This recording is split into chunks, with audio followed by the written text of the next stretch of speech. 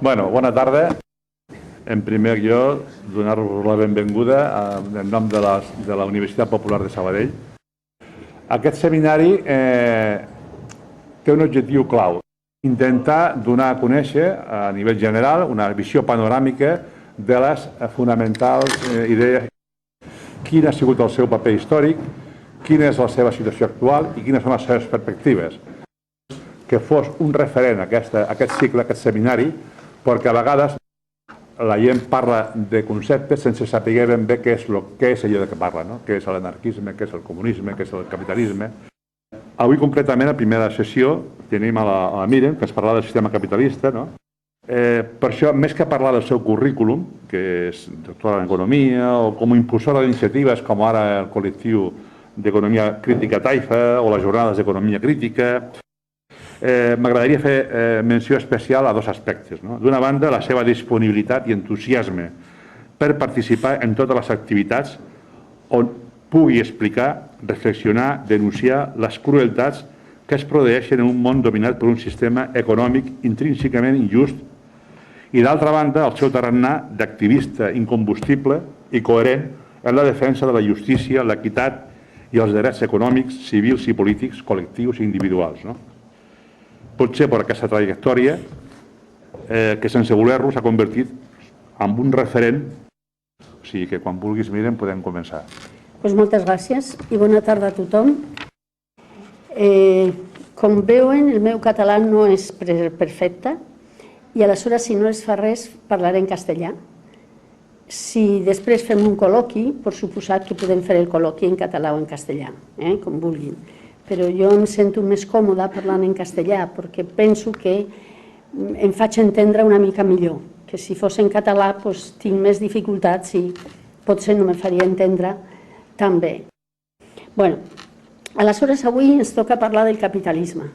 Clar, abans de tot jo volia dir-les que jo soc economista. Lo que yo les diga tiene un fuerte sesgo económico. Ya hablaremos de que el capitalismo no es solo lo económico.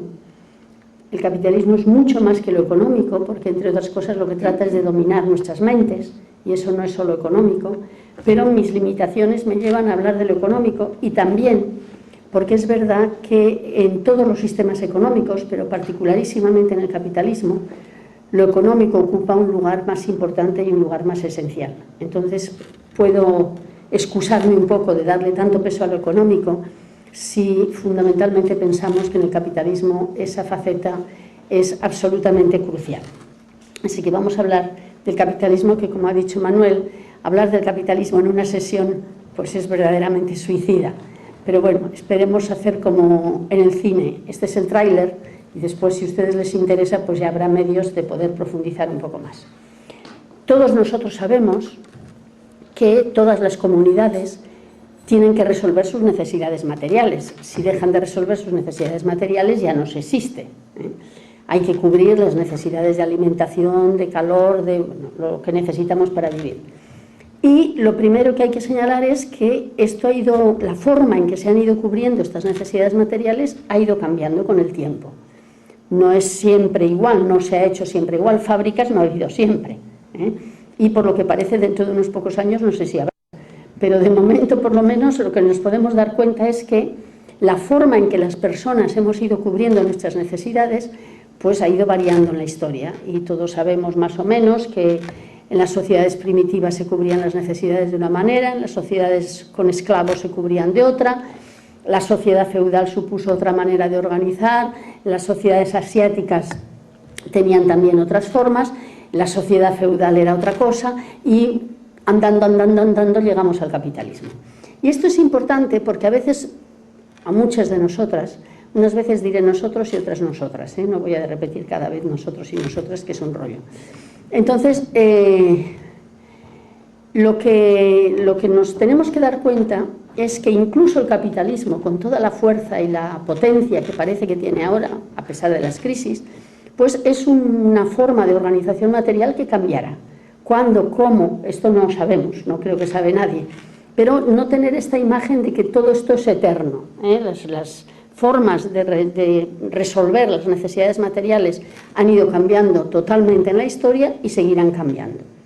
A nosotros seguramente no nos cogerá un cambio radical, pero los que ya tenemos una edad podemos darnos cuenta de todo lo que ha ido cambiando en el tiempo en que nosotros estamos viviendo. Y los jóvenes verán cambios mucho más acelerados, porque cada vez los cambios son más rápidos. Entonces, es importante darnos cuenta de que la forma de cubrir esas necesidades sociales cambia con el tiempo y también cambia con el espacio. No es la misma la forma de resolver las necesidades materiales aquí que en África o aquí que en Australia, aunque se parezcan más o menos, ¿no? Y la forma en que se cubren las necesidades materiales determina mucho la forma en que se organiza toda la sociedad. En las sociedades primitivas, cuando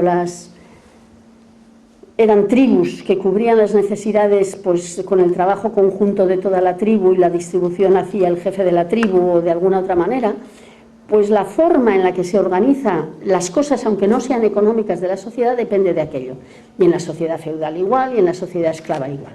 Y en la sociedad capitalista, la forma en la que nosotros vivimos, la forma en la que estamos organizados, depende fundamentalmente, no exclusivamente, pero sí muy fundamentalmente de la forma en que estamos organizados.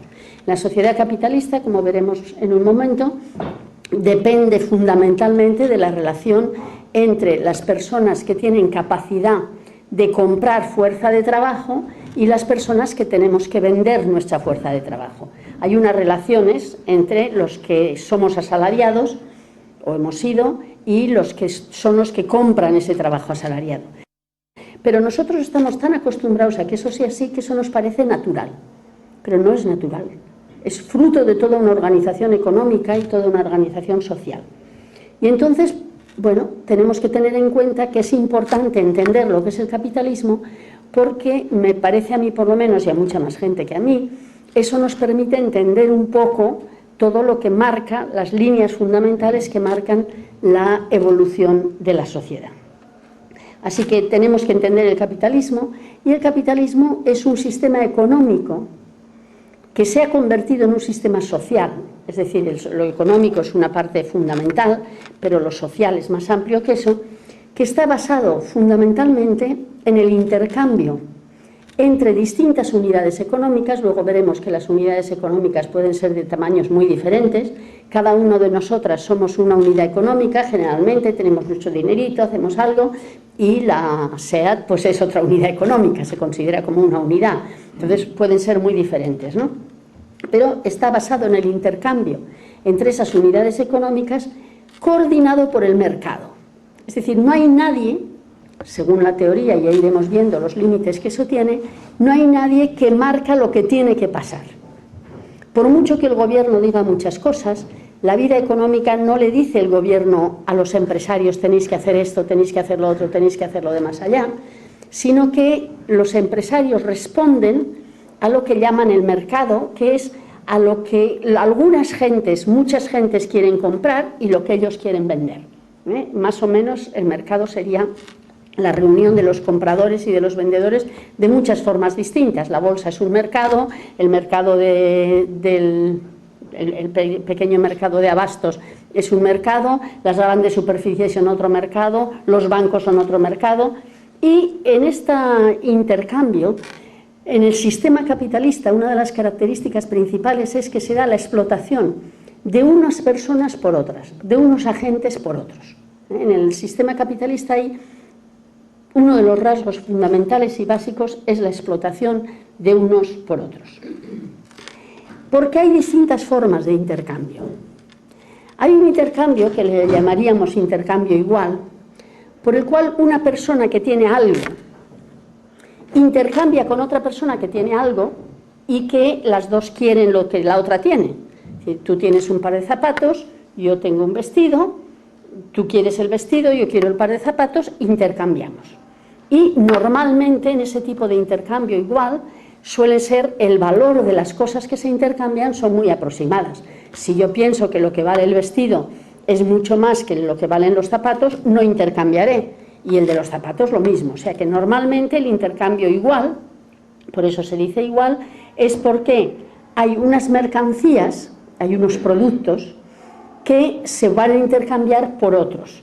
Es decir, que tenemos unas mercancías determinadas que se pueden vender, incluso se pueden vender, en medio adquieres un salario y cambias por otros bienes. Esto los países antiguos hacían, ¿no? Y eso se ve todavía.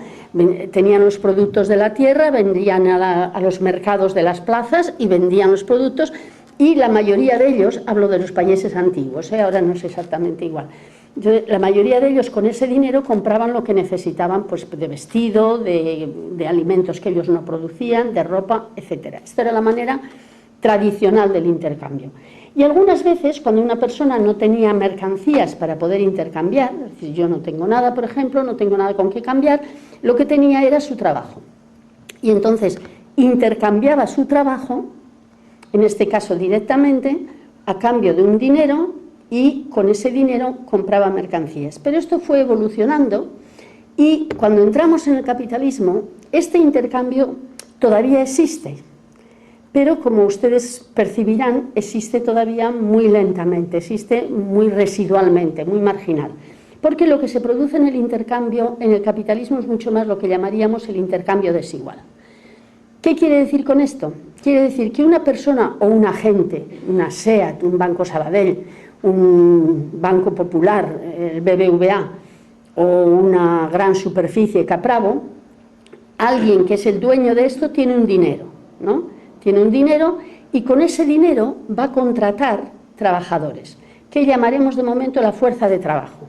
¿Por qué le llamamos fuerza de trabajo? Porque no contrata trabajo, sino que contrata el que la persona esté a disposición del que le puede exigir el trabajo. Si una persona queda contratada y le dice, tú ahora te sientas aquí y aquí estás, le tiene que pagar igual. Es decir, que lo que se contrata es la fuerza de poder trabajar.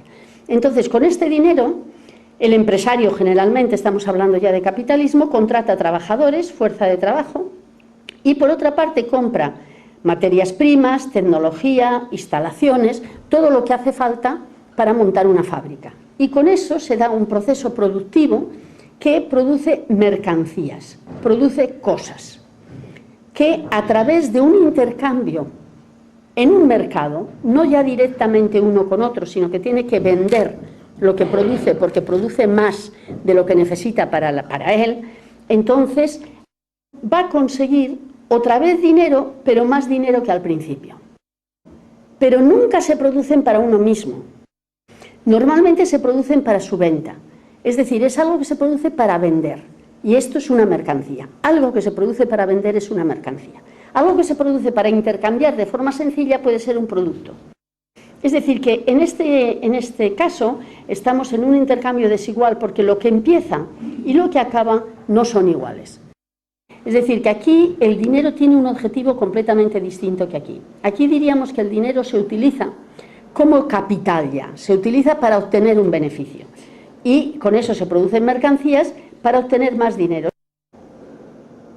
Si calculamos que el trabajo, digamos, un empresario paga 5 en salarios y en edificios, maquinaria, materias primas, etcétera, paga 10, pensemos que paga 10, con el proceso productivo se producen y se venden mercancías por 20, porque si no el capitalista no trabajará, no tiene ningún interés, bueno, no sé si trabajan o no, pero no actuará.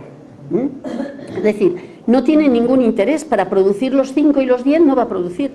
Y entonces lo que es con todo este proceso de producción en el capitalismo, lo que observamos es que se produce un nuevo valor, porque aquí teníamos 5 y 10, que hubieran sido 15, pero ahora con todo ese proceso de producción tenemos 20 y se produce un nuevo valor.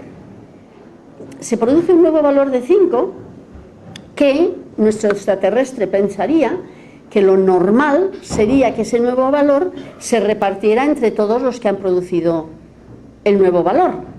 Es decir, se repartiera entre los edificios, la maquinaria y las materias primas no, porque ya les han pagado lo que cuesta, pero por lo menos entre los trabajadores y el que organiza la producción, que sería el empresario.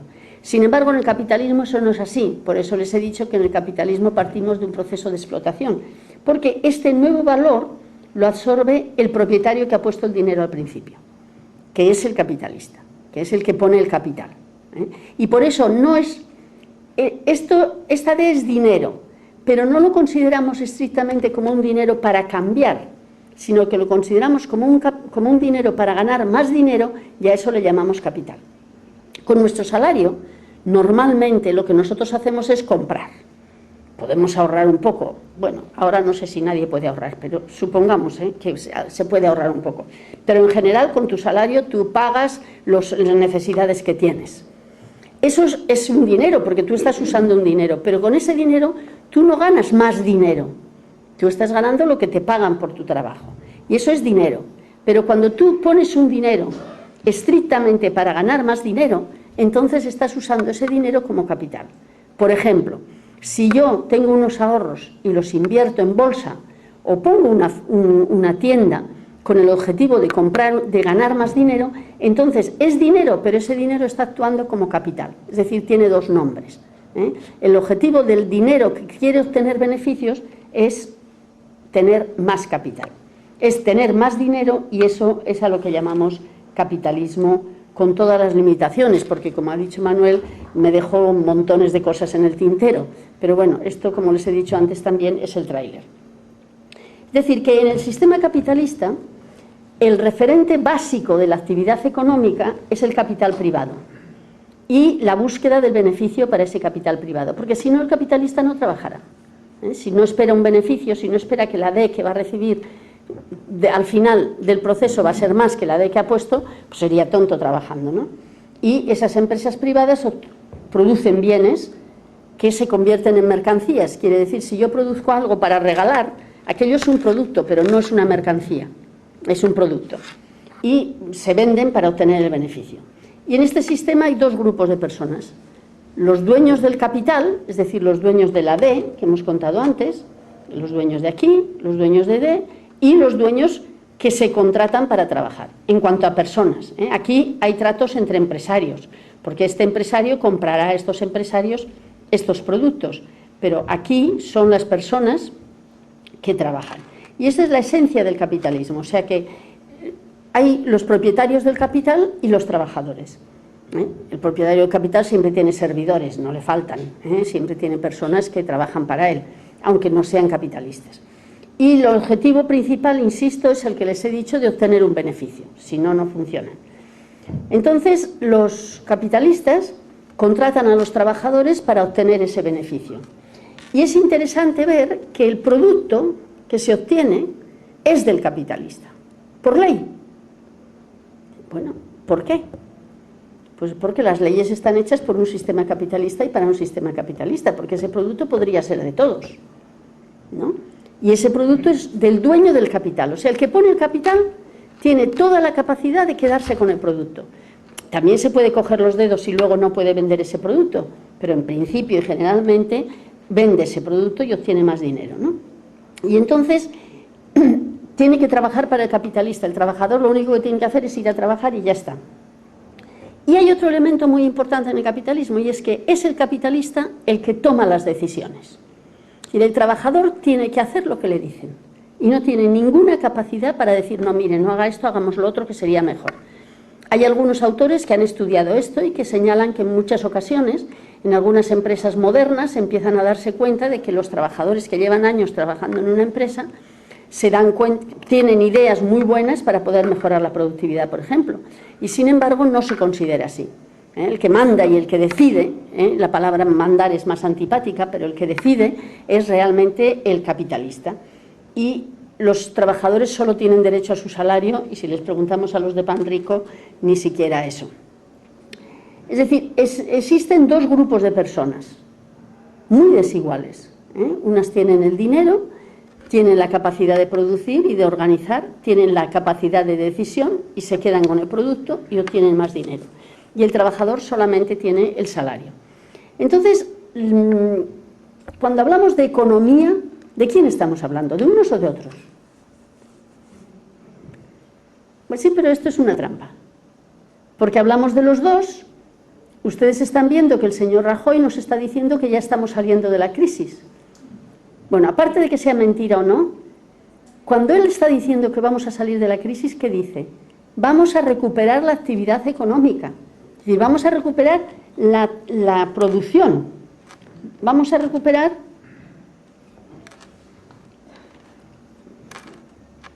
vamos a recuperar esta parte, vamos a empezar a trabajar aquí.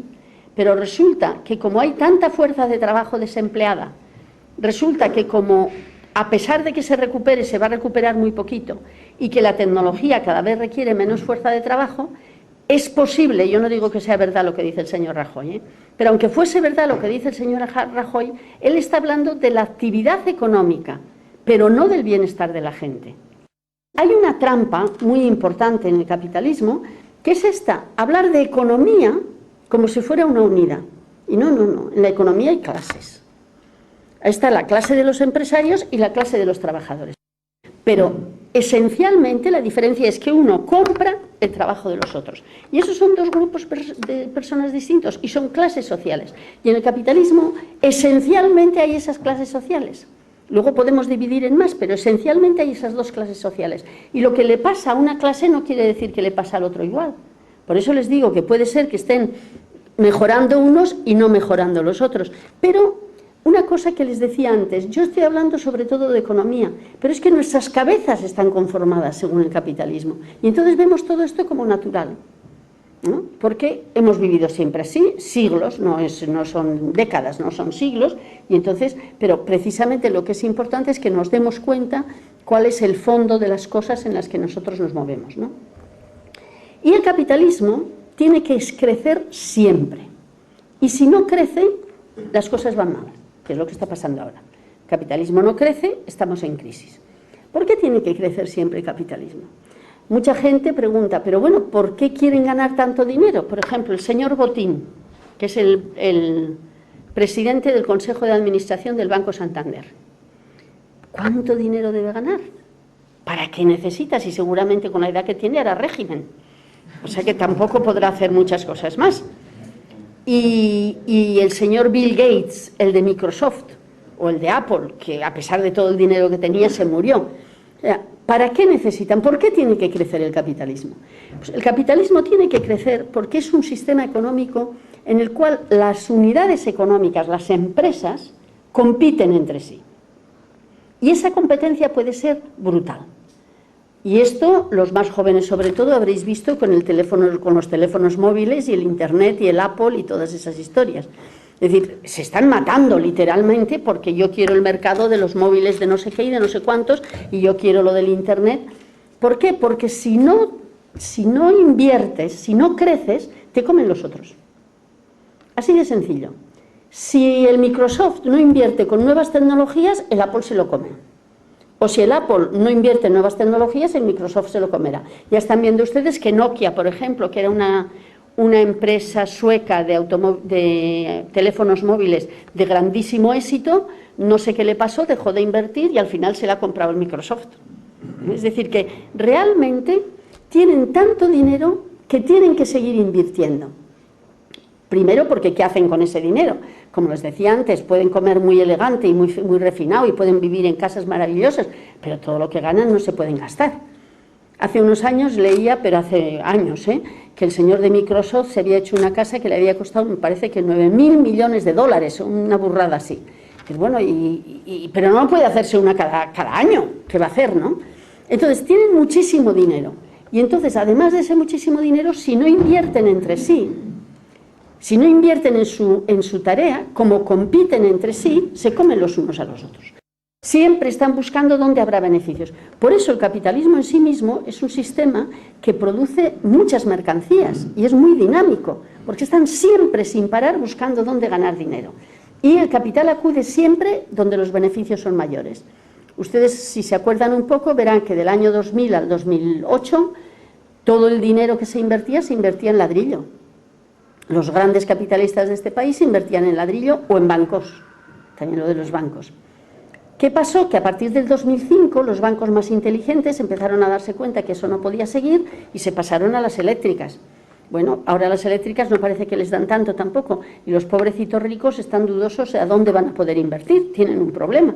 Y es que realmente el capital necesita estar creciendo permanentemente, porque si no desaparecerá, Y los capitales más potentes absorben a los más débiles. El ejemplo que les daba de Nokia, Microsoft, que está muy potente a pesar de su lucha con Apple, pues va y compra Nokia. Pero eso no solamente lo vemos aquí. ¿Cuántas tiendas de comestibles se han cerrado en Sabadell? Y sin embargo se han abierto los grandes centros alimenticios. No sé qué grandes supermercados tienen, pero seguro que tienen Capravo, seguro que tienen Carrefour, seguro que tienen Alcampo, seguro que tienen... bueno, y a pesar de que siempre se había dicho que los electores de Convergencia eran los botigués, pues han podido más las grandes superficies que los botigués, y los botigués están muriendo como en epidemia. Bueno, ¿por qué? Pues porque los grandes se comen a los pequeños. Por eso lo del pez me parecía que valía un poco, pero bueno, tómenlo ustedes como un pequeño divertimento. Y ese capital puede ser comercial, industrial o financiero. Puede ser un capital dedicado al comercio, como el de las grandes superficies. Eso es producir, no producen nada. Lo único que hacen es acercar los productos a donde se pueden vender. Los industriales son los que producen y el financiero es el que maneja el dinero. Y ustedes y yo sabemos todos que actualmente el que domina más es el financiero. Pues el que domina el financiero, y no es el único, porque además hay que decir otra cosa: domina el financiero, pero es muy difícil, extremadamente difícil, separar el financiero del industrial. Porque los grandes bancos tienen industrias. Y las grandes industrias tienen unos departamentos financieros que a veces ganan más dinero con el departamento financiero que con el departamento de producción. Por ejemplo, los supermercados, todos los comentaristas dicen que ganan mucho más dinero con el departamento financiero, porque ellos cobran al contado. A nosotros, bueno, a lo más con tarjeta de crédito, que es un mes, pero cobran al contado, digamos, o al mes. Mientras que pagar a los proveedores muchas veces pagan a 160, 180 o más días. Entonces, en medio tienen un flujo de dinero importante.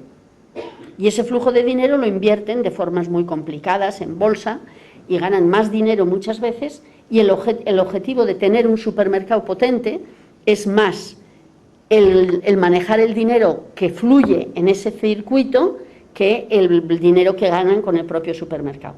Ustedes habrán observado que hay muchísimas empresas que tienen tarjetas de crédito personales. El RAC teóricamente nos sirve solo para que cuando se estropea el coche o tengas seguros de automóviles o seguros de vivienda, lo que sea. Sí, pero el RAC tiene un empeño tremendo, si ustedes son del RAC se habrán dado cuenta, en que tengamos una tarjeta del RAC. ¿Y por qué quieren que tengamos una tarjeta del RAC? Pues porque negocia con ese dinero. Y lo mismo de otras muchísimas empresas. Es decir, que el capital financiero está muy mezclado también con los otros capitales que son importantes. En esta expansión, el grande se come al chico. O sea que realmente hay que pensar que el grande se come al chico. Y el capitalismo ha sido siempre internacional, no es una cosa nueva. Ya desde 1700 y pico, el capitalismo que empezaba era un capital internacional. Pero gradualmente y con las nuevas tecnologías, cada vez esa internacionalización ha sido más importante, y ahora ya hablamos, como ustedes saben todos, de la globalización famosa. Es decir, se ha conseguido unificar la forma de producir en el mundo de la misma manera. Porque además, desde que desapareció la Unión Soviética, ya no hay competencia, porque eso de China cualquiera sabe lo que es. Y entonces no hay competencia y, por lo tanto, la forma de hacer las cosas es la misma, aunque los resultados no son los mismos ni los países son los mismos. El capitalismo de Inglaterra no es lo mismo que el capitalismo de la India, o el capitalismo de Estados Unidos no es el de la China, pero la forma fundamental de hacer las cosas cada vez se parece más. Y entonces nos encontramos que ahora se produce para todo el mundo y para consumidores de todo el mundo. ¿Cuántas cosas de todo el mundo llevamos nosotros encima o en nuestras casas? No tenemos más que mirar los zapatos, las camisetas, la ropa que llevamos encima, o también la cantidad de cosas que tenemos en nuestras casas que son productos de China o de la India o de Pakistán o de cualquiera sabe dónde. Es decir, el sistema capitalista actual ha unificado criterios, como si dijéramos. Los resultados no son los mismos. Los salarios en China o en la India o en África son muy por debajo nuestros, los nuestros están muy por debajo de otros sitios y cada vez más por debajo, pero realmente esto es lo que se llama la globalización, digamos, ¿no? Y esa globalización ha supuesto que ahora los trabajadores de todo el mundo compiten entre sí. Es decir, ¿qué nos dicen? No son competitivos ustedes. Tienen que ser más competitivos. Todavía antes de ayer el Fondo Monetario Internacional, que es una de las grandes instituciones, dice los trabajadores españoles tienen que ser más competitivos, tienen que rebajar los salarios un 10%. ¿Tenemos que competir con quién? ¿Con los chinos? ¿Con los indios? Pues sí, o con los africanos, con quien haga falta. Esto es lo que nos dicen, no necesariamente tendría por qué ser así, pero de momento en la globalización es así. Y entonces, a la vez que esto sucede con la globalización, resulta que las instituciones que se habían organizado para defender a los trabajadores, sobre todo los sindicatos y los partidos socialdemócratas, se han ido debilitando. Entre tantas cosas que nos tenemos que dejar en el tintero, tenemos que dejarnos en el tintero por qué eso ha sido así, pero es. Y esto supone que las instituciones de defensa de los trabajadores se han debilitado y los trabajadores de todo el mundo competimos entre nosotros. Y los capitalistas crecen. No los capitalistas ni catalanes ni del Estado español, no, los grandes capitalistas crecen y son cada vez mayores. No hay más que ver el Banco de Sabadell. El Banco de Sabadell era un banquito local. ¿Cómo se aguanta? Bueno, pues porque lo que sea, pero han conseguido que crezca. Y si no hubiera crecido no se hubiera aguantado. Bueno, pues yo creo que en el Banco Sabadell es un buen ejemplo de lo que pasa en Sabadell. Y en lo que pasa en el capitalismo. De forma que la desigualdad y la pobreza son cada vez mayores. Cada vez hay unos pocos más ricos. Ya saben que los indignados de Estados Unidos hablan de los grupos, el 99% y el 1%. Dicen, el 1% se hace rico, el 99% cada día es más pobre. Y sin llegar a ser el 99 y el 1, en el Estado español, antes de ayer me parece que era, la locutora de TV3, toda entusiasmada, decía, en España ahora hay 402.000 millonarios. Supongo que todos tenemos que estar contentos porque ha aumentado el número de millonarios, ¿no? Es porque el capitalismo lleva a esta dirección. Y además en el capitalismo siempre hay crisis. No podemos hablar de esto hoy tampoco, hay que hacer más charlas si quieren ustedes otro día, pero en el capitalismo hay crisis y además no se pueden evitar.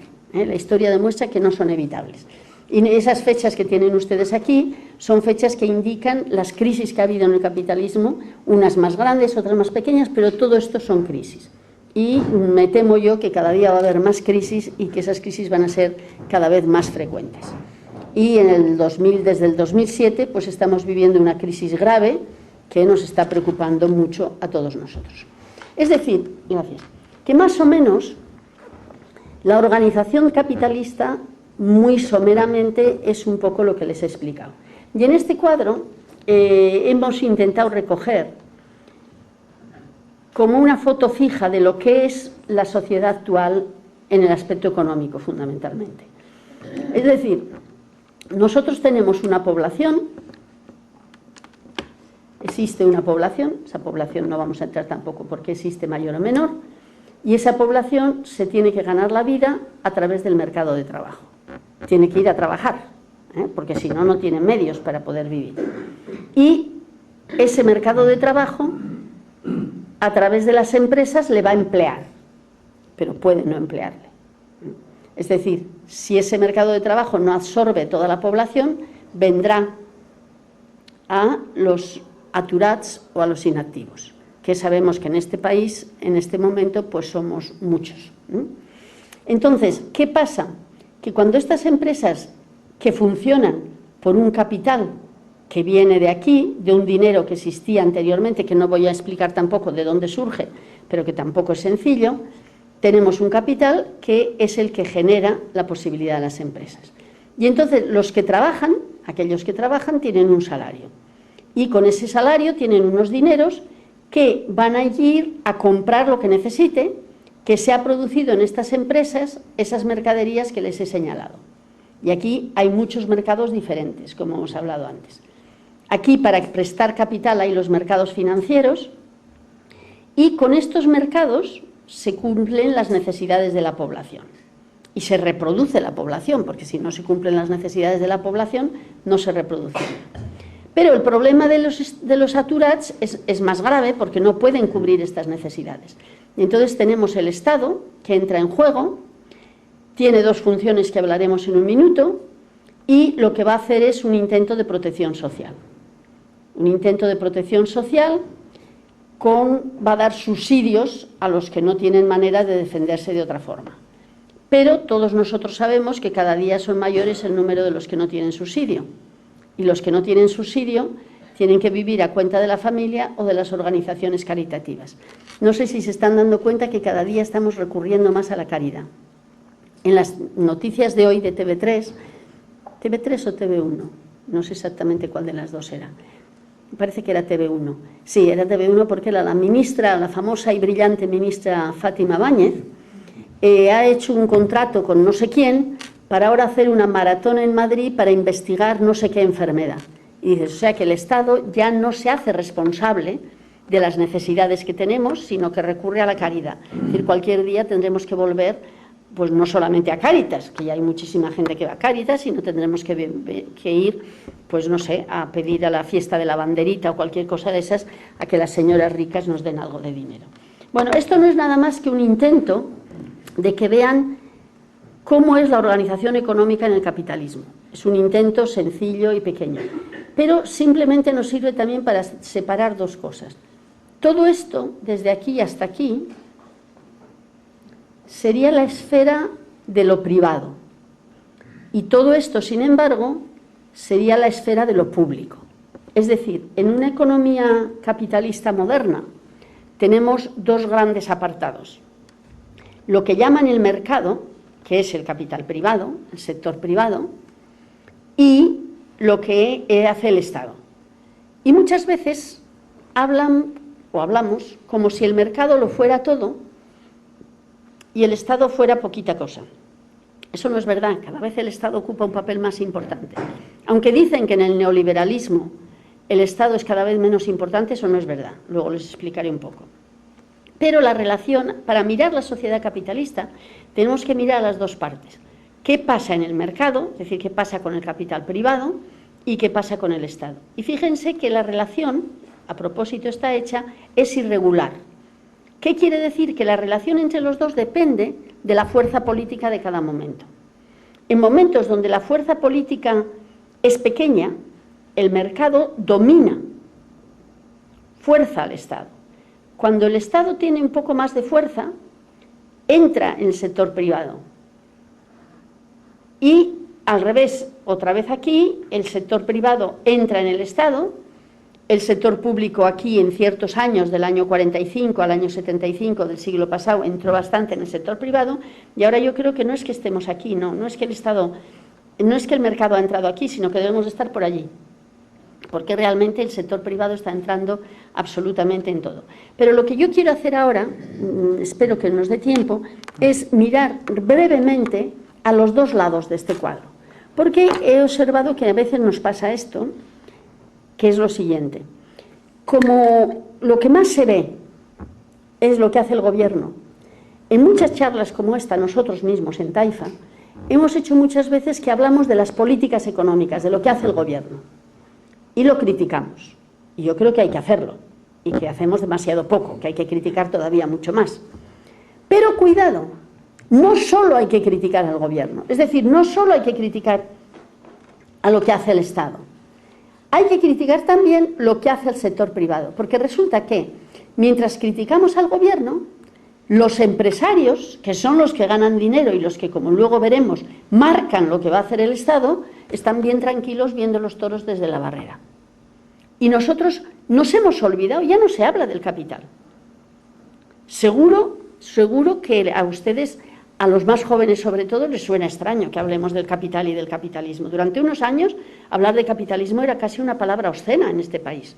Solo se podía hablar del neoliberalismo a veces, pero de capitalismo no. Y, sin embargo, los que mandan en esta sociedad, insisto desde el principio, son los capitalistas. Luego veremos qué papel juega el Estado en ese mandar. Y, por lo tanto, yo creo que hay que mirar a las dos facetas. Por eso, rápidamente voy a mirar lo que hace el mercado para luego pasar a ver qué está haciendo el Estado. La teoría económica que estamos enseñando en nuestras facultades nos dice que cuando opera el capital privado, que trabajando el capital privado, esos mercados que acabo de señalar, De ahí surge, a través de un montón de teorías y un montón de matemáticas y un montón de cosas, que de ahí surge lo que es mejor para todos. Es como un misterio, y además un misterio muy bonito. Cada uno de nosotros puede ser egoísta, al máximo. Y si cada uno de nosotros es egoísta al máximo, sale como en el sombrero de un prestidigitador, al final el bienestar de todos. Y eso es la teoría económica. Muy elaborada, muy complicada, pero eso dice la teoría económica. Y entonces nos dicen, mire, ¿sabe qué pasa? Que los que tienen mucho dinero, estos de aquí de azul, estos invierten, porque tienen beneficios, y por eso es importante que tengan beneficios. Y cuando invierten, generan riqueza, la raya azul, riqueza y puestos de trabajo para todos. Es decir, hay ese misterio. No quiero entrar en ejemplos igual que los de la religión, porque no quiero molestar a nadie, pero es un misterio. Es decir, bueno, ¿ves? Aquí, si los más ricos de este país invierten, pues todos estaremos bien. Y eso dice la teoría económica, y por eso la teoría económica les gusta a mucha gente. Lo que pasa es que es bastante falso. Pero bueno, de momento quedémonos ahí. Entonces, ¿qué está pasando ahora? Lo que está pasando en este momento, y nos dicen además que está pasando, es que los ricos cada vez son más ricos, cada vez hay más ricos, los 421.000 o 401.000 millonarios estos de España, pero lo mismo pasa en Estados Unidos y lo mismo pasa en los demás países. Como cada día tienen más, pues ellos dicen, gotearán más, se llama la teoría del goteo. Gotearán más y nosotros nos mojaremos. La lluvia beneficiosa mojará a los que estamos abajo porque nos contratarán para trabajar. Y esta es la teoría, esta es la teoría. Bueno, por eso nos dicen, tiene que haber estos de arriba. Y fíjense que hay ejemplos clarísimos de lo que están haciendo. Lo de Eurovegas, ¿qué es? Eurovegas es clarísimamente decir, necesitamos que venga un señor mafioso absolutamente, que invierta para que nosotros tengamos puestos de trabajo. Y le vamos a poner la alfombra roja, y aunque sabemos que es un mafioso, le va a recibir la señora que era entonces presidenta de la comunidad autónoma, y aquí le recibió también el señor Mas, y lo que queremos es que vengan. Bueno, porque necesitamos puestos de trabajo. Lo que pasa es que si miráramos lo que pasa realmente aquí, esos puestos de trabajo cada día son menos, y lo que está pasando es que las clases medias, que antes eran más anchas, en azul, ahora están siendo cada vez más estrechas y menos, y los pobres están siendo más. Porque no siempre funciona así.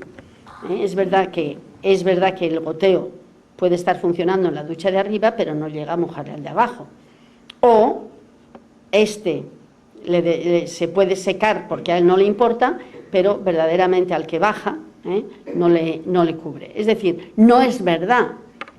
Y esto no es solamente la broma que hacemos para que todo no sea demasiado pesado, sino que está archidemostrado en teoría económica también que eso de la teoría del goteo no funciona así. Y si no, no tenemos más que ver nuestras propias vidas y nuestras propias sociedades. Pero no funciona así. Porque vamos a ver algunos detalles de lo que pasa en el mercado. Solo en el mercado, sin hablar para nada de los estados todavía. Estos datos son aproximados y además son del año 2010. Lo que han hecho es aumentar todos más que proporción. Pero bueno, para decir lo que yo quiero decir ya nos vale. Lo que se produce en el mundo en un año, con todos los problemas estadísticos que hay, lo que se produce en el mundo en un año son 63 trillones de dólares. Es igual si los trillones son miles de millones, bueno, 63 trillones, medido con... Las estadísticas son lo que son, no hay que creérselas demasiado, pero son 63 trillones. Esto es lo que se produce de verdad. Esto es lo que se produce en mesas, en casas, en automóviles, en radios, en lavadoras, en cemento, en hierro, en todo lo que hace falta. 63 trillones. Pero resulta que se producen 87 trillones en acciones y en obligaciones. Entonces, ¿la diferencia cuál es? Es puro papel. Es puro papel, con esto no se produce nada. Ustedes ya pueden poner todo el dinero que quieran en un cajón. Esto no produce nada, se tiene que nutrir de esto. Pero es que además no solamente son 87 trillones de acciones, sino que los derivados que dicen lo que los bancos y los especuladores financieros hacen con esas acciones, alcanza la cifra de 601.000 trillones, o sea, 10 veces aproximadamente la producción real. Y si tenemos en cuenta las transacciones que se hacen de moneda extranjera, dólares, yenes, euros, etcétera, son 955.000. Entonces tenemos unos mercados que funcionan como tales mercados, pero que realmente todo el beneficio tiene que salir de aquí. Porque de aquí todo es papel, todo es puro papel. Claro que parece que obtienen beneficios aquí, y obtienen beneficios aquí, pero de algún sitio tienen que salir. Y tienen que salir de aquí. Y entonces se darán cuenta ustedes que es lógico que nos digan cada vez más que los salarios tienen que bajar y el estado del bienestar tiene que disminuir, porque con 63 millones de verdad tienen que alimentar todos estos beneficios especulativos y financieros. Y este es el sistema capitalista en el que estamos viviendo hoy. No solamente esto, sino miramos qué es un mercado. Dicen, no, los mercados son libres. Pues vamos a repasar muy rápido. En la industria farmacéutica hay 10 empresas que controlan más de la mitad de toda la actividad. Son menos que 10, ahora deben de ser 6. 6 grandes compañías controlan el mercado discográfico. Como el mercado discográfico se está hundiendo, ahora son menos. 10 empresas controlan el mercado global de pesticidas. No son 10, son 6 el mercado mundial de alimentos y otras 10 el mercado del petróleo. Es decir, este es divertido. Bueno, no es divertido, no quiero ser frívola, es asustante. 9 personas de distintos grandes bancos se reúnen el tercer miércoles de cada mes en Manhattan, en Nueva York. Son las que dominan el mercado de los derivados financieros, la bola grande, unos 700 billones de dólares. Y estos se reúnen el tercer miércoles de cada mes y toman decisiones. Estos sí que mandan. Estos sí que mandan. Yo suelo pensar así, en plan muy femenino, ¿qué comerán cuando se reúnen? ¿Qué harán esta gente cuando tienen tanto dinero entre manos, ¿no? Bueno. Y en el Estado español, a fines de 2006, tenemos datos de que una veintena de familias eran propietarias de la quinta parte del capital de las empresas. Y 1.400 personas, que suponen el 0,0035 de la población del país, controlaban los recursos que suponían el 80% de la riqueza que se produce. Nosotros en Taifa, que es el grupo donde yo trabajo y trabajamos una serie de compañeros, hicimos un informe, que luego les comentaré esto si tengo tiempo, hicimos un informe en el que con bastantes datos nos salía que la economía española está controlada por menos de 500 personas. Por menos de 500 personas. Y bueno, estos son los que mandan, esos son los que resulta que con el goteo nos va a llegar a todos el bienestar. Esto es una red de poder, ya ven ustedes, los puntitos rojos son donde están las redes de poder y todas estas rayas son los mundos económicos, los que hay, y ejercen un poder absolutamente desmesurado. Y esto es el capitalismo actual, no nos engañemos, no nos hagamos ilusiones de que es ninguna otra cosa. Y estos son redes de poder también, en este caso financiero, o sea que son las conexiones que tienen entre ellos. Todos nosotros sabemos también cómo hacen reuniones, cómo se reúnen en Bilderberg, cómo se reúnen en Davos, cómo se reúnen en sitios donde deciden qué van a hacer. Aquí son poquitos, fíjense que habrá unos 20. Pues si esos 20 se pueden poner de acuerdo tranquilamente para decidir por dónde va a ir el mundo. Y eso sí que tienen capacidad de decisión. Pero todo eso tiene unas consecuencias. Y esas consecuencias son, como sabemos muy bien, el paro y la pobreza para muchos otros, ¿no? Es decir, que el mercado, ese mercado que nos dicen que funciona tan bien, pues sí, funciona muy bien para los que hemos visto en la parte de arriba, pero en la parte de abajo todos nosotros sabemos que realmente está produciendo una terrible desigualdad y una tremenda pobreza.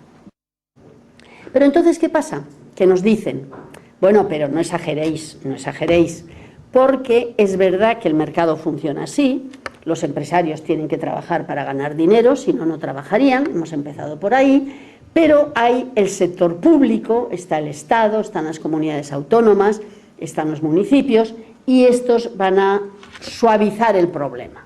No dicen que lo van a hacer desaparecer, pero sí suavizar. Es decir, que el sector público equilibrará los desequilibrios que hemos visto que genera el mercado. Cuando hablamos de Estado, hay que tener en cuenta que estamos hablando de más que de lo que es gobierno central, de donde sea. Estamos hablando de las instituciones públicas, que son los estados centrales por una parte, pero también las comunidades autónomas, también los municipios y también, y cada vez más, grandes instituciones internacionales. Es decir, ya el año 1932 se funda las Naciones Unidas, el año 1944 se funda el Fondo Monetario Internacional y el Banco Mundial, la OCDE también es de aquella época, de los años 50, y más adelante se funda la Unión Europea, ASEAN, que es de Asia, ALCA, que es de América Latina, Mercosur de América Latina. Y es curioso porque cada vez nos damos cuenta de que cada vez hay más instituciones internacionales. Hasta ahora el Estado mandaba, parecía que el Estado mandaba. Y ahora, pero ya desde 1944, cada vez hay más instituciones internacionales. ¿Por qué? Pues muy sencillo. El capital se expande. Acuérdense que hemos hablado de la globalización, de que cada vez el capital es más internacional. Bueno, pues ese capital internacional necesita cada vez más de unas instituciones que le apoyen a nivel internacional. Y se crean estas instituciones no para el bienestar de la población, aunque la teoría es esa. La retórica es esa, no es la teoría. No para el bienestar de la población, sino para poder ayudar a los capitales internacionales. Los capitales internacionales necesitan unas instituciones públicas, ¿no? Porque instituciones privadas ya tienen ellos, lo que necesitan son unas instituciones públicas internacionales. Y cada vez son más importantes. Y de hecho la Unión Europea ya estamos viendo en este país que cada vez es más importante. El Fondo Monetario Internacional, que antes nadie sabía lo que era, pues ahora vemos que la Troika viene a Madrid y nos dicen que esto y que lo otro, y fotos no hacen, pero bueno, o por lo menos fotos de personas no hacen, hacen fotos de los señores de negro, pero cada día son más importantes por eso mismo. Porque las instituciones públicas, partiendo por los estados, y partiendo todos los estados, en el fondo nos dicen que el Estado equilibra esos desequilibrios que hemos dicho antes, pero eso no es verdad. El Estado no equilibra. El Estado fundamentalmente está hecho para que ayude a reproducir el sistema capitalista tal como es. Y el sistema capitalista tal como es un Estado que el sistema capitalista tal como es está basado en la explotación y el Estado tiene que apoyar este planteamiento. Y las leyes están hechas para esto. A mí estos días que está tan de moda decir, bueno, podremos hacer esto o no podremos hacerlo esto, porque es legal, porque no es legal. Es que las leyes son parte de una estructura capitalista. Las leyes están hechas para que las cosas sean lo que les conviene a los que mandan. Y no están hechas para el bienestar nuestro, aunque nos hagan mucho la retórica de este sentido. Porque el Estado tiene que hacer dos cosas. Por una parte, ayudar a los capitales. Y esto es lo primero que van a hacer, y van a hacerlo siempre. Y en caso de conflicto, siempre apoyarán al capital. Y por otra parte, nos tienen que convencer a nosotros que el sistema como funciona, después de todo, no está tan mal. Es el proceso de legitimación que se dice. Es decir, el Estado tiene que ayudar a acumular riqueza a los más ricos y a que nosotros estemos tranquilos, incluso contentos. Que digamos, sí, no, este sistema, ¿cuántas veces hemos oído decir es que el capitalismo es lo menos malo que hay? Es que no hay más remedio que las cosas sean así, las cosas son así y no queda otro remedio. Porque el Estado nos tiene que convencer a nosotros de que eso es así. Y cuando no convence, cuando las cosas se complican, como está pasando ahora en Grecia, como nos está pasando a nosotros, que ayer decían que hay cada día tres manifestaciones fuertes en Cataluña solo, es decir, cuando nos estamos enfadando cada vez más, el Estado cada vez se preocupa un poco y dice, algo tendremos que hacer. Lo que pasa es que nunca llegan a pensar que hay que hacer lo que hay que hacer, pero tienen que conformarnos, digamos. Y si hay conflicto, si la acumulación de los capitales está en peligro porque los trabajadores y trabajadoras, las clases populares en general, no están de acuerdo, el Estado siempre optará por la acumulación de capitales. Y tenemos ejemplos muy claros de esto en la historia. La Segunda República Española es lo que le pasó. Solo con pensar que corrían peligro los capitales, financiaron el golpe de Franco. Y lo mismo exactamente pasó en Chile en 1973 con Allende.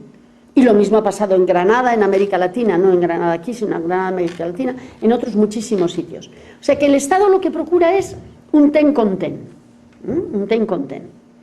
Cuando eso se rompe, ellos saben de qué lado están. Lo que van a procurar es que no se rompa. Y en situaciones conflictivas, como parece que estamos ahora, por ejemplo, con el Estado español, pues los estados, el español y el catalán, van a ir en una dirección. Lo que pasa es que encima, como se vienen mal entre ellos y entre nosotros, pues la cosa se complica mucho más, ¿eh? Las cosas no son tan sencillas. Pero realmente el Estado tiene siempre esas dos patas, digamos, esas dos facetas. Ayudar a los capitales, y de hecho nos lo dicen todo el tiempo, nos están diciendo, no, tiene que ser competitivo. Y le mandamos al rey, cuando está sano, a vender por ahí. Ahora, como tenemos el príncipe, que es más guapo, pues le vamos a mandar al príncipe. Le mandamos al príncipe a vender por ahí con los empresarios. Nunca va con los sindicalistas o no va con la gente de la calle. Va siempre con los empresarios. ¿Por qué? Porque es una de las funciones importantes. Pero con la otra nos tiene que convencer que las cosas no están tan mal. Bueno, intentan convencernos, hay momentos en que nos convencen más, hay momentos en que nos convencen menos, pero al final, desde hace muchos años, pues no parece que estamos muy en contra de que eso es así. Es decir, el Estado, según lo que llamaríamos la interpretación liberal, nos cuentan que es árbitro entre los trabajadores y los empresarios, entre las clases populares y las clases poseedoras de la riqueza. Esta es una interpretación que hacen en la escuela y que es la interpretación que hace la Constitución, ¿eh? O sea, es la interpretación mayoritaria, que el Estado es árbitro entre las clases populares y las clases ricas. Pero hay otra interpretación que dice no, el Estado es un Estado de clase, en el sentido de que el Estado siempre irá a reproducir el sistema capitalista con clases, como hemos visto que el sistema capitalista tiene, y va a hacer que haya acumulación y nos va a convencer a nosotros de la legitimación, de que estamos bien, de que la cosa podía estar peor, de que sería peor, y por lo que se ve y por la falta de lucha parece que nos ha convencido bastante. Entonces, lo que los estados hacen es hacer lo que se llama la política económica, es decir, intentar cubrir esas dos funciones, la de acumulación y la de legitimación, con medidas de política económica. Y las medidas de política económica cambian mucho en la historia. El capitalismo ya les he dicho que cambia, que los sistemas económicos cambian, pero la política económica cambia todavía más. Y desde los años 80, lo que se hace ahora es la política económica neoliberal, que es una clase de política económica muy a favor de las clases dominantes, muy a favor de las clases poseedoras de los propietarios. Y las clases dominadas, que somos las clases populares, las que nos ganamos la vida con el trabajo, pues estamos mucho más dominadas y se está haciendo una política económica en contra. No puedo detenerme a explicar qué son las distintas políticas económicas que se están haciendo, pero estas son las políticas económicas que se están haciendo todas en detrimento del trabajo. En el fondo es austeridad salarial, es decir, precariedad laboral y salarios cada día más bajos. Es curioso, es que a veces la televisión da información, ¿eh? Poca y mala, pero da. Cuando el otro día decía el Montoro que los salarios estaban subiendo moderadamente en este país. Hay que tener cinismo para decir que suben moderadamente los salarios. Pero resulta que Rajoy estaba vendiéndoles a los japoneses que vinieran a invertir en España porque les dice los salarios están bajando considerablemente.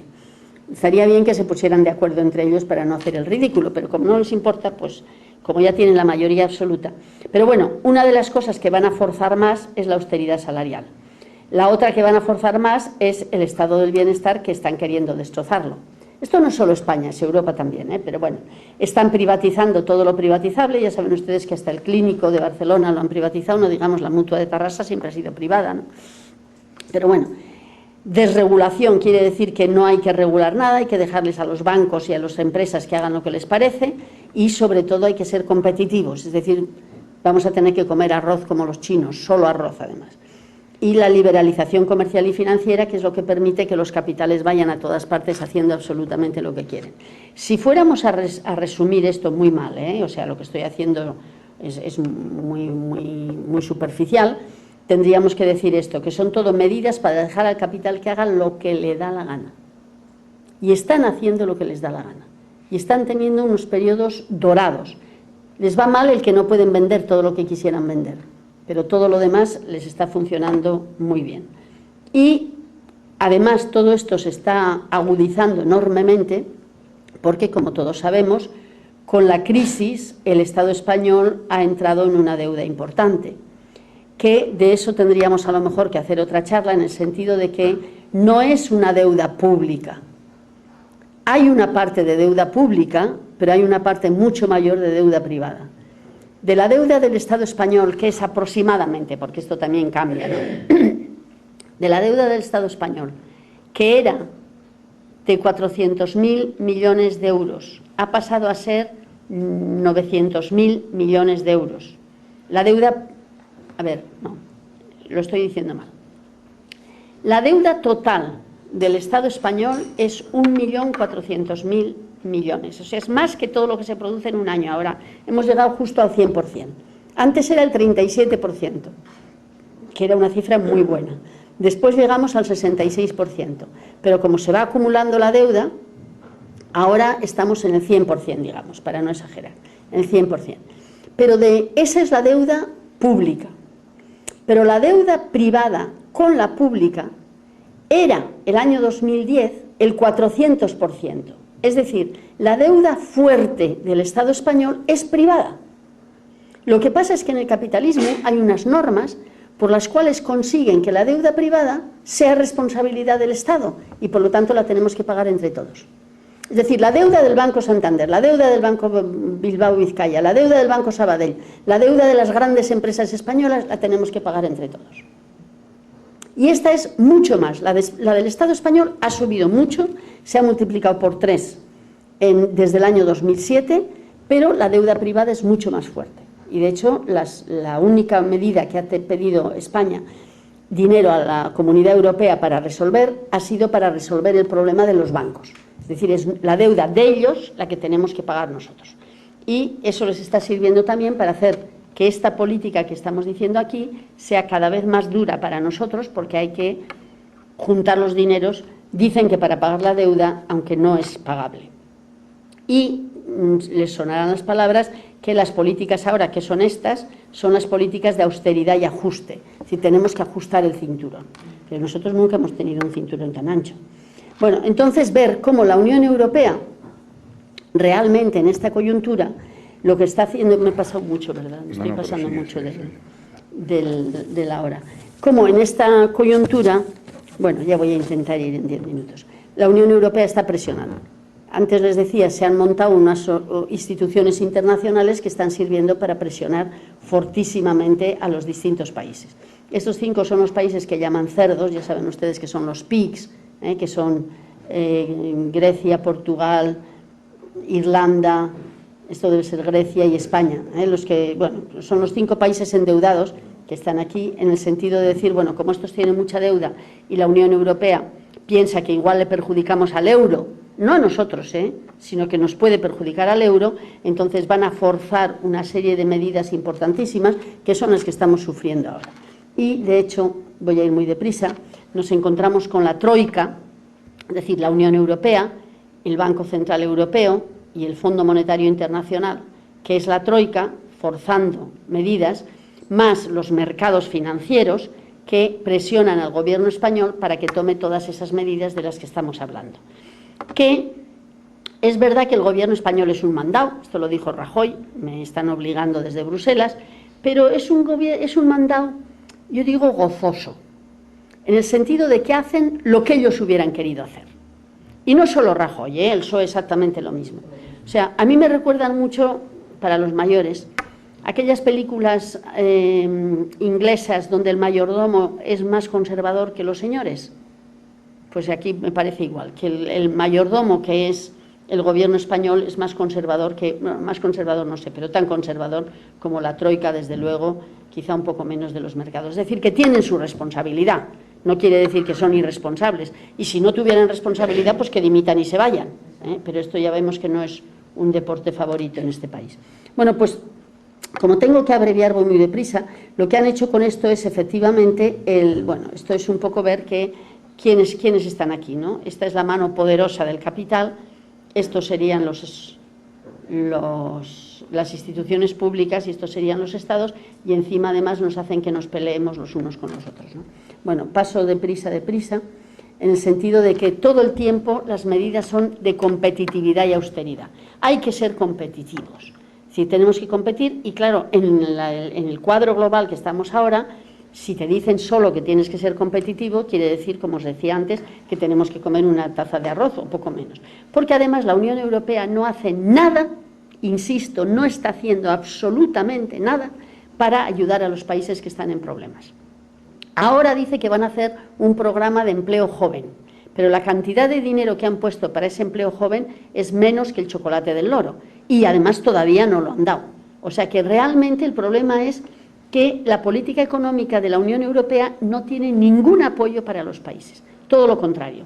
Lo que están haciendo es forzar al gobierno español para que tome las medidas todavía más duras, ¿no? Y verdaderamente lo que están es exprimiéndonos a nosotros como clases populares a todos los niveles con esas políticas económicas que están haciendo. El problema es que eso no resuelve nada, que no solamente resuelve los problemas del capital. Los empresarios, no sé si les han visto ustedes, que están contentísimos. ¿Por qué? Pues porque bajando los salarios a trapo, haciendo una legislación laboral que pueden echar a los trabajadores con poquísimas indemnizaciones, estando la gente asustada porque los contratos son de 3 meses, pues realmente los empresarios están encantados. Pero el problema es que no resuelve el problema de los países, no está resolviendo, ni siquiera el del crecimiento. La prueba es que no crece, ni España, aunque diga lo que diga Rajoy, eso no se lo cree nadie, ¿eh? Y cada vez las condiciones de los trabajadores son más duras. Hablando de trabajadores como clases populares, incluyendo las clases medias, ¿eh? Todos nosotros estamos peor y cada día hay mayor desigualdad y más pobreza. O sea que el problema no es decir, bueno, esto es como la quimioterapia, si tienes un cáncer, te hacen la quimioterapia y casi siempre te curan, o muchas veces te curan. No, aquí no. La situación está empeorando. La deuda pública del Estado español era 37% el año 2007. Con la crisis llegó al año 2010 al 66%, que ya era mucho, se duplicó. Pero es que ahora es el 100%, como les he dicho. Es decir, no hemos resuelto ningún problema de los gordos. Absolutamente ninguno, nada más que mejorar la acumulación de capital para el gran capital. Y estos son datos simplemente de toda Europa, que el 100 sería que estuvieran igual que el año 2007 y solamente Alemania y Austria, Eslovaquia y Chipre, que ya ha caído, estaban por encima del 100, todos los demás países. Es decir, todas esas medidas que se están tomando no están resolviendo absolutamente ningún problema. Y en los países lo que se está haciendo es tomar medidas brutales, de eso no les tengo que explicar. Esto ya estamos sufriéndolas todos, ¿no? Podríamos ir con más tiempo señalando qué medidas eran, pero no tenemos tiempo.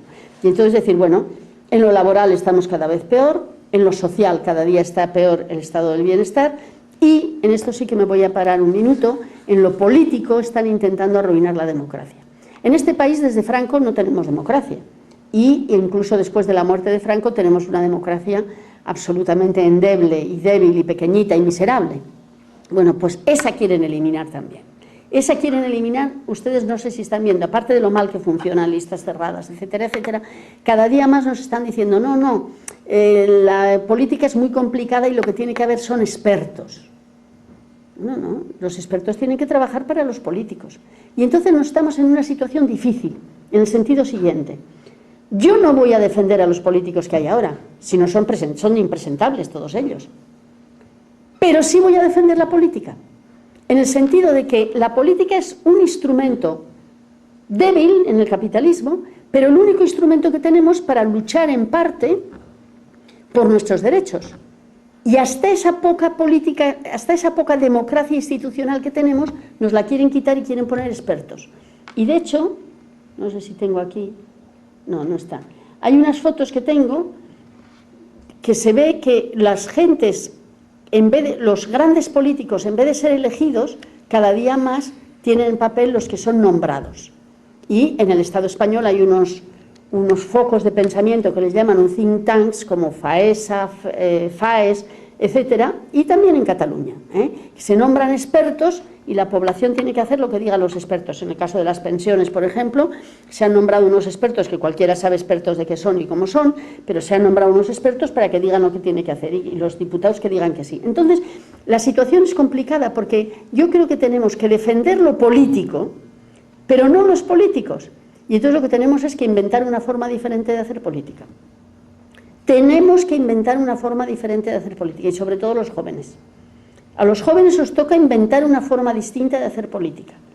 ¿Por qué es necesaria? Porque además están hundiendo la poca que hay y me parece que es grave lo que está pasando. Bueno, esto no es nada más que ver cómo cada día la pobreza aumenta y cómo la economía española, no me voy a parar porque verdaderamente es un desastre, está congelada. No hay empresario pequeño que sobreviva, pero sí hay empresarios grandes que lo están pasando muy bien.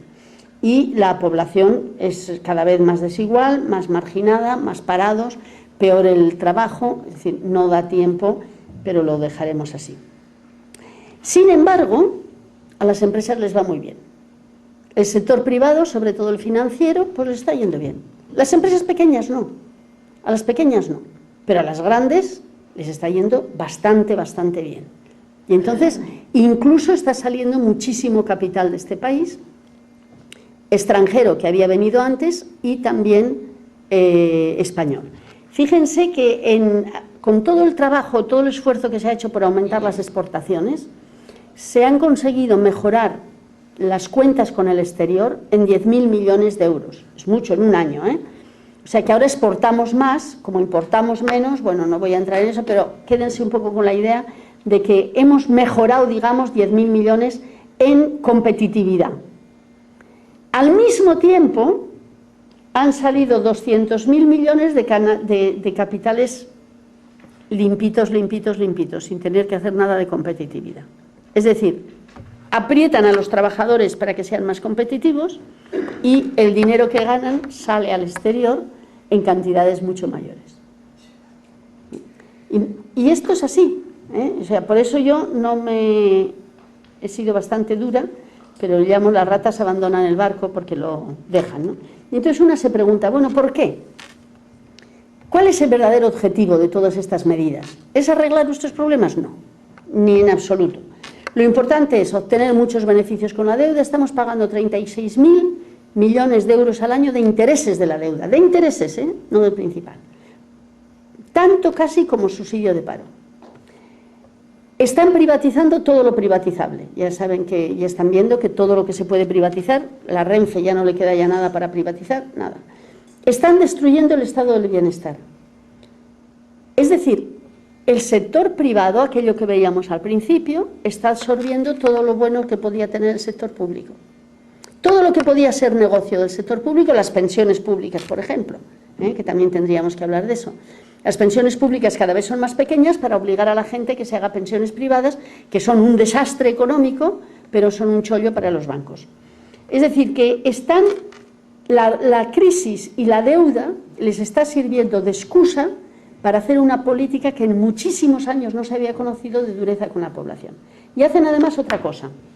En una crisis, el capital, se pierden capitales. Como les he dicho antes, los capitales grandes se comen a los chicos, ¿no?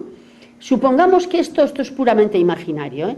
Supongamos que esto era como era la industria de Europa y del Estado español en particular antes de la crisis. Bueno, pues ahora lo que quieren es convertir esto en esto. 3 grandes y el resto desierto. El paro, mira, ¿qué le vamos a hacer? Mala suerte. Y además se está convirtiendo toda la riqueza, toda la gran inversión está yendo a esta parte. Esto es de antes de la crisis incluso, ¿eh? Europa, toda la riqueza se concentra en esta parte. Y los demás, latinoamericanizados totalmente. Y esto es a lo que nos está llevando el capitalismo actual. La consecuencia, pues esta, la evolución del paro. Es decir, cada vez tenemos más y más paro. Y cuando hablan de recuperación, ¿de qué están hablando? Están hablando de, suponiendo que sea verdad, que no lo es, ¿eh? Yo no tengo ahora tiempo para entretenerme a demostrar que no lo es, pero puedo demostrar que no es la recuperación, no es verdad. Suponiendo eso, están hablando de una recuperación aquí. Es decir, desde el año 1945 hasta el 2007, los trabajadores del Estado español, con muchas luchas y con altos y bajos, habían conseguido mejorar sus condiciones de vida. Eso no lo vamos a negar. Estamos viviendo mejor que los años 50. Nuestro trabajo nos ha costado, pero vivimos mejor que en los años 50. El otro día, en un coloquio, me encontré con un señor muy importante que me decía, sí, pero ahora los trabajadores tienen neveras. Se ve que le parecía hasta mal que tuviéramos neveras. Yo decía, sí, pero ¿en qué ganarían dinero los productores de neveras si no tuviéramos neveras los trabajadores? Pero bueno, tenemos neveras. Y hasta tenemos automóviles, que me parece que le parecería un disparate. Bueno, total, que hemos llegado hasta aquí. Pero con esta crisis, paz. Estamos aquí, no nos engañemos. Estamos aquí. Y entonces, cuando hablan de recuperación, ahora están hablando de empezar por aquí. Y nosotros no nos hagamos ilusiones, vamos a necesitar muchos, muchos, muchos años para volver aquí. No empezamos de aquí. Estamos aquí y eso tenemos que tener muy en cuenta cuando hablemos de recuperación. Porque no sabemos si vamos a ir por ahí o incluso podemos ir más abajo. Entonces no queda más remedio que resistirnos a todo este tipo de políticas. Porque cada día las cosas van peor. Y esto yo no tengo que explicar mucho, yo creo que todos nosotros notamos que las cosas están yendo peor cada día. Lo único es que en la sociedad no hay nada inevitable. Las cosas se pueden cambiar. Y en este momento Cataluña está dando un ejemplo de que una parte importante de su población quiere cambiar cosas importantes. Por lo tanto, tenemos que pensar que se puede cambiar. Los seres humanos, si nos organizamos colectivamente, podemos cambiar. Y esta es la tarea que tenemos. Y si no, cada vez estaremos peor. Esto no tengan duda porque ellos nunca, nunca, nunca van a conformarse.